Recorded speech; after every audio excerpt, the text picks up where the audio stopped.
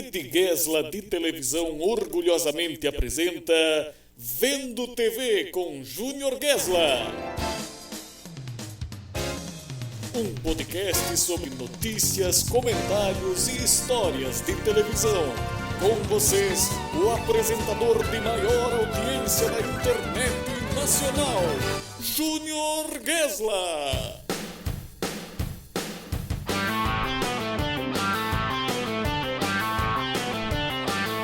Olá, você que nos acompanha em todas as plataformas digitais, também no nosso YouTube, sejam muito bem-vindos. A partir de agora, vocês estão vendo TV com Júnior Gesla, comigo aqui na Rede Gesla de Televisão e também em todas as plataformas digitais. Sejam muito bem-vindos a mais um episódio aqui do nosso podcast. Que legal estar com vocês mais uma vez.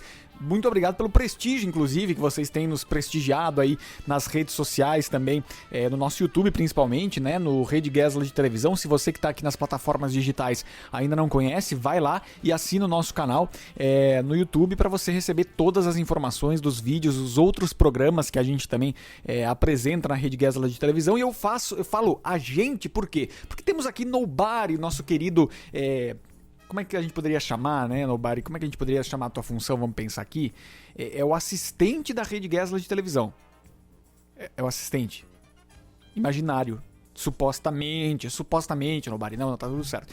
Enfim, gente, então muito bem-vindos a mais esse episódio de Vendo TV com Júnior Gesla. Eu estou aqui porque vocês sabem, né, que como o Nobari não me ajuda, eu preciso ficar aqui nas pickups também, né, fazendo todo o controle da parte de áudio e tudo mais, mas tudo com muito carinho pra você que nos acompanha, sempre com muito entusiasmo aí, trazendo as informações de vocês.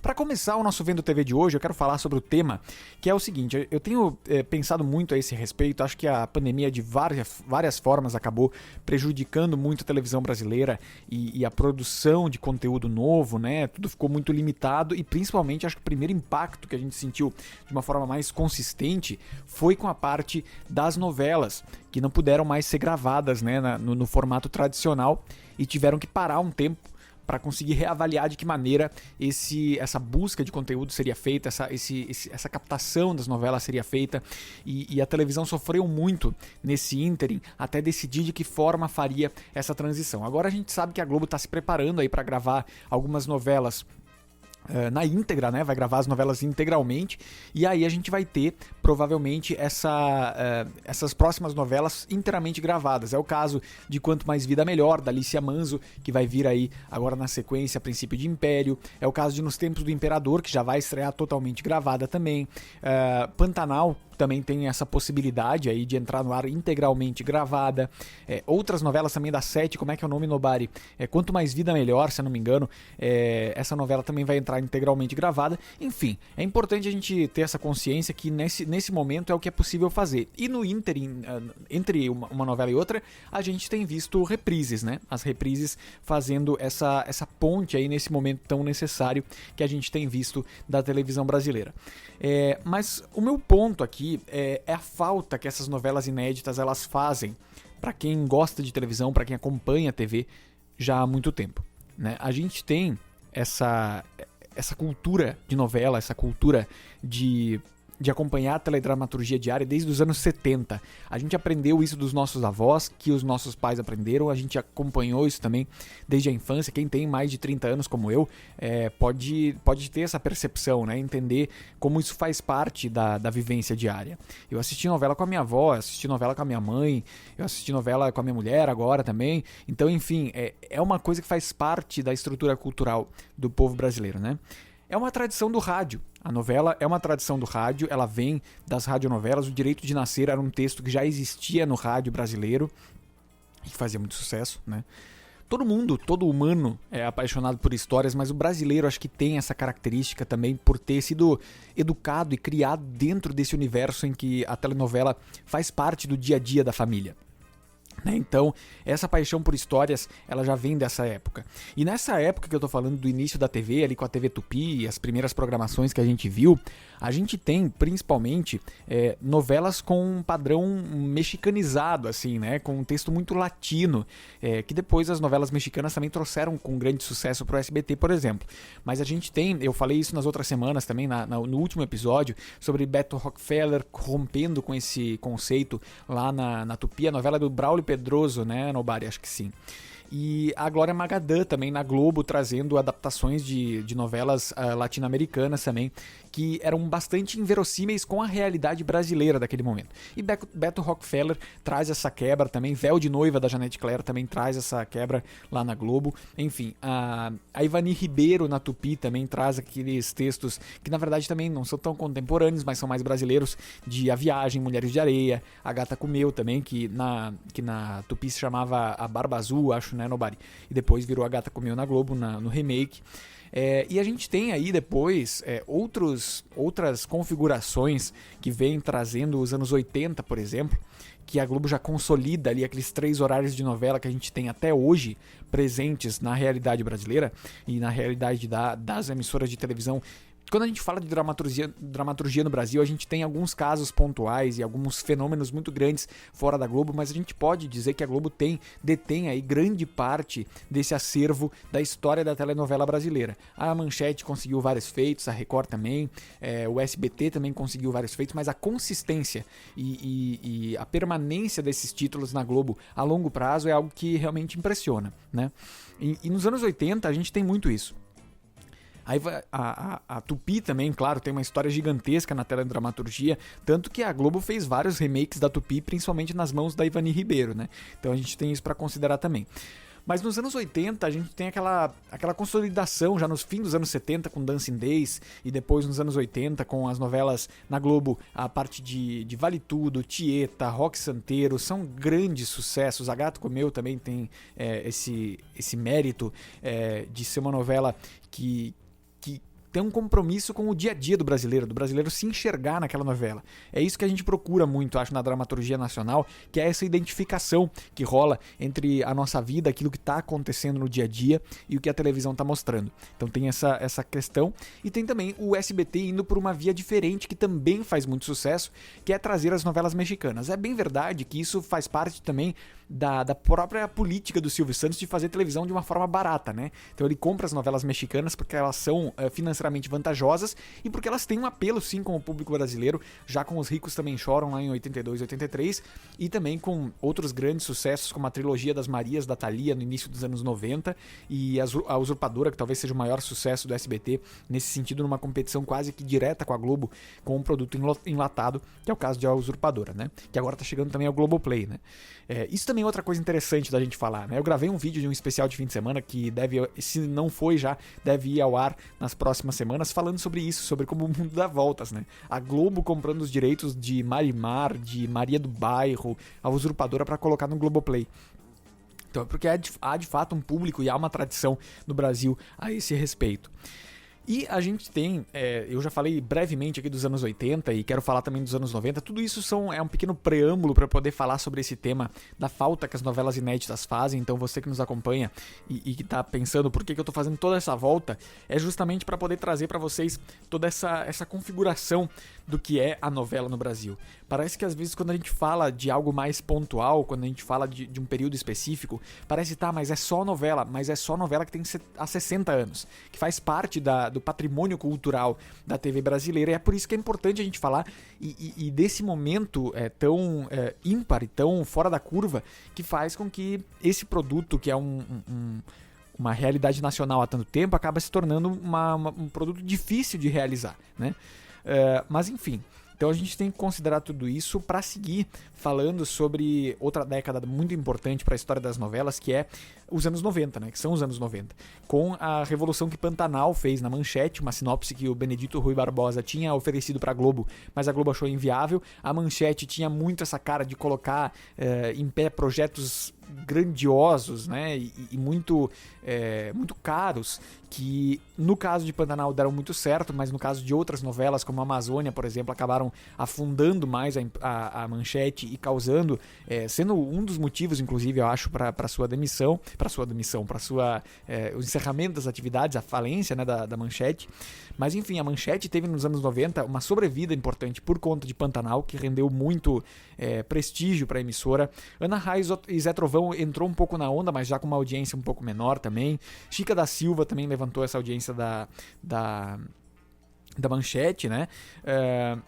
Que mais? Mandacaru também não teve tanto sucesso, nem Tocaia Grande, mas enfim, teve esse apelo aí que a gente viu, e foram novelas importantes, porque a gente viu depois o SBT reprisar Dona Beija, dos anos 80, reprisar Pantanal 2 vezes, se eu não me engano, também a própria Band reprisou Mandacaru e Tocaia Grande, Tocaia Grande foi também? Não me lembro mais se Tocaia Grande rolou também, mas enfim, perdemos a conexão aqui de câmera, mas eu vou seguir com vocês aqui no nosso podcast, e já a gente continua com a parte de vídeo. Só um minutinho para todos vocês aí que nos acompanham, a gente já vai chegar aí com vocês. Muito bem, agora sim, com um ajuste técnico que Nobody fez aqui, conseguimos continuar a gravação, e agora sim vamos seguindo aqui o nosso Vendo TV. Eu tava falando sobre a Band ter reprisado também Mandacaru e Tocaia Grande, que eu não me lembro se foi reprisado de fato pela Band, mas que é mais um caso de como as novelas da Manchete fizeram sucesso nessa época aí dos anos 90, né, e como isso perdurou depois por muito tempo e acabou continuou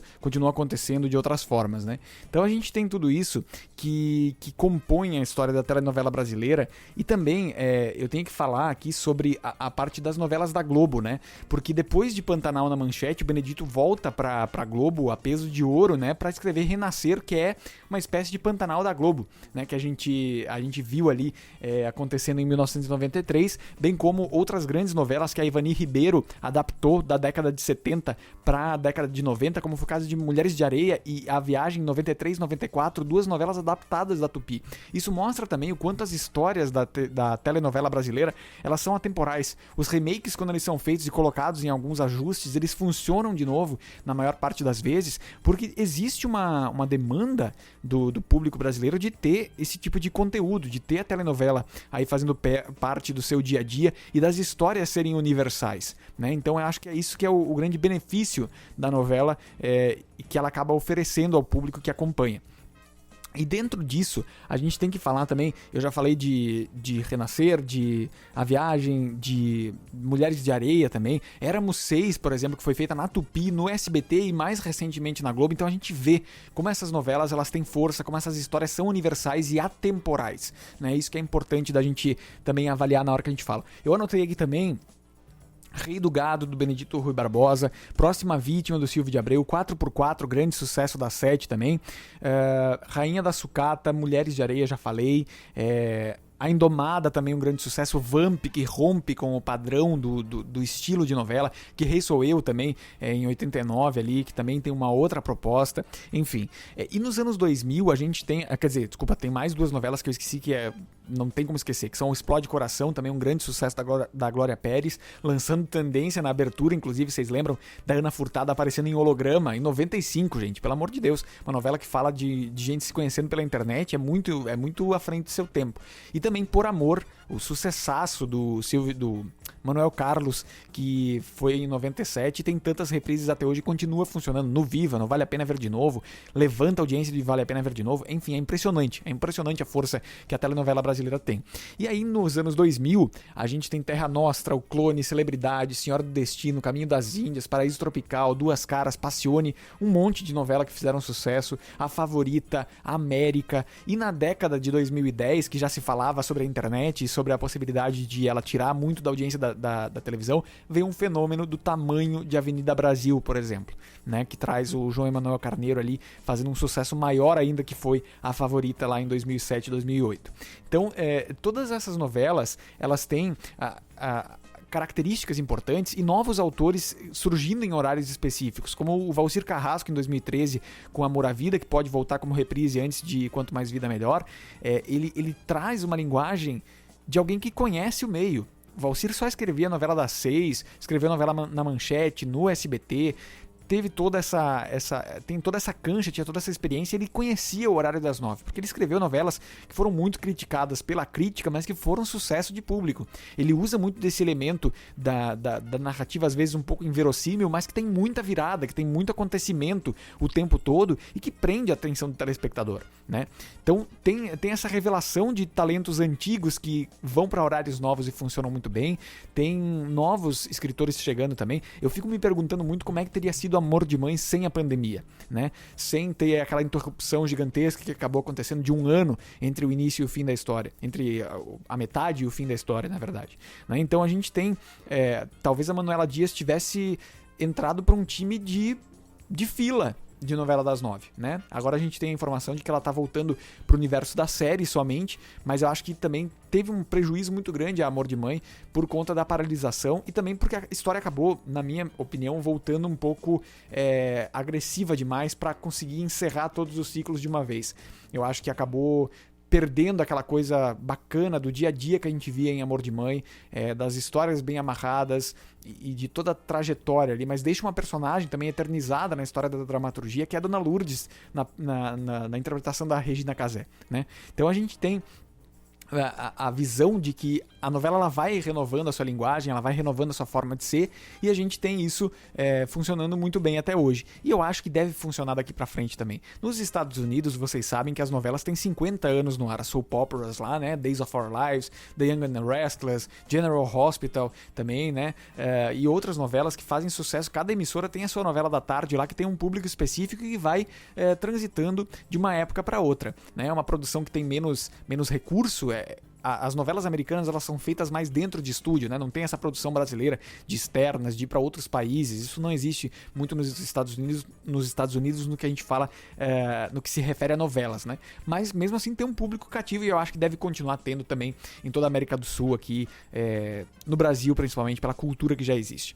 E dito isso, as novelas viram assunto com frequência. Eu não sei vocês, mas eu acho que de certa forma eu também perdi um pouco o hábito de assistir novela diariamente já há algum tempo. Mas já assisti novela pelo Globoplay.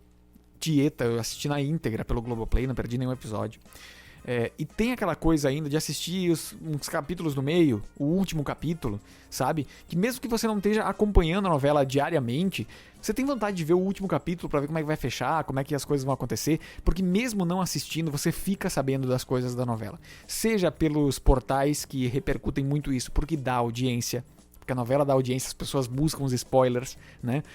Seja por pessoas comentando na rua, nas rodoviárias, nas padarias, nos restaurantes, a gente vê isso acontecendo ainda que seja numa proporção menor, mas ainda acontece. Até porque quem fala que só assiste séries e tudo mais, tem um comportamento muito parecido com quem assistia a novela nos anos 90 com assiduidade, que é aquela coisa de contar pros outros, de sugerir que o outro assista, de fazer força para que o outro assista também, porque a gente quer que ele faça parte daquele universo ali também. Isso é da nossa cultura de novela.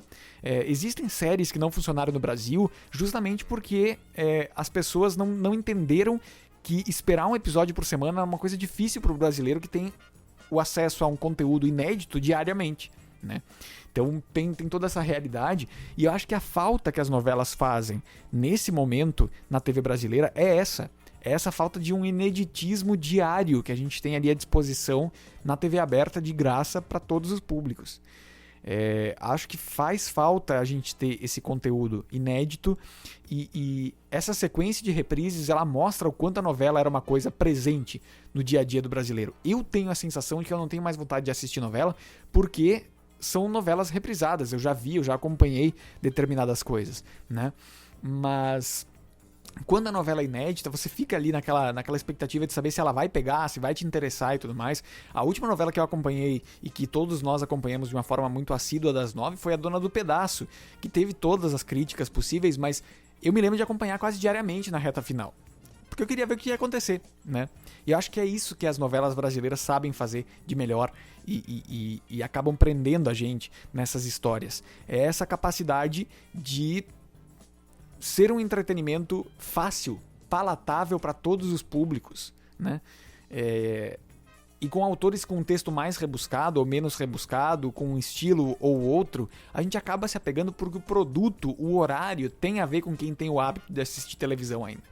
Então eu acho que a gente torce muito em todos os aspectos, né, para que esse período tão difícil ele passe pela gente, por todas as coisas que a gente sabe que vão melhorar na vida de todo mundo e pela importância que é a gente poder sair dessa situação e ter o mínimo de normalidade de volta, né? Mas como a gente está falando de televisão aqui, é claro que a gente torce por todos os aspectos e também pelo aspecto do entretenimento, da dramaturgia diária, que faz parte do cotidiano do brasileiro e que eu acho que de alguma forma faz falta na vida de quem acompanha a televisão.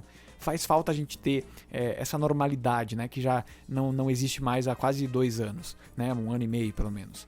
Então, enfim, a gente fica aqui falando sobre esses assuntos. Eu espero que vocês tenham gostado do episódio de hoje, que a gente possa, da melhor forma possível, seguir aqui com o nosso conteúdo e que você deixe seu comentário, deixe sua participação aqui pra gente poder comentar juntos a história da televisão brasileira e eu vou ficar muito feliz de dividir isso com vocês. Obrigado pelo carinho de todos, a gente volta na semana que vem. Não se esquece também que tem vários produtos na Rede Gesla de televisão, seja no nosso YouTube, seja aqui no Spotify ou qualquer plataforma digital. A gente tem vários conteúdos aqui que você pode usufruir. No YouTube da Rede Gesla de televisão tem o Esse Dia Foi Louco, tem também o especial de fim de semana e o boletim Rede Gesla toda quarta-feira, 9 da noite, ao vivo. A gente repercute o que está mais quente na televisão brasileira pra gente poder comentar juntos por aqui. Certo, meus amigos? Obrigado pelo apoio de vocês, obrigado Nobari pelo suporte técnico no meio do nosso episódio e a gente volta nas próximas semanas com mais Vendo TV com Júnior Gesla. Um beijo, se cuidem e até. Valeu! Vendo TV com Júnior Gesla.